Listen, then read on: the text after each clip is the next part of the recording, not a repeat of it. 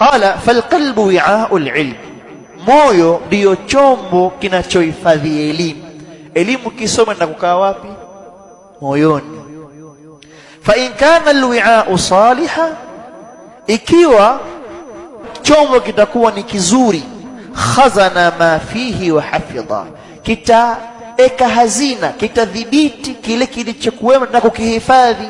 Wa in kana alwi'a'u fasida dayya ma fihi, na ikiwa chombo ni kibaya, kimeharibika, kitapotea kilichokuwemo ndani yake. Wa kam minan nasi hafidhu alqur'ana thumma nasu, wangapo walihifadhi Qur'an kisha wakasahau, walipoingia katika mambo mengine ya biashara na kuanza kumuasi Allah kwa riba na kadha na kadha, wakasahau. Anasema tu kuntu hafidha, nilihifadhi, nilikuwa hafidh. Hatusomee basi leo Suratun Namli, tunamwanzia aya wajahadu biha, basi anakwanga, kwa sababu chombo kikubali kukaa na maasi ni almaasiya.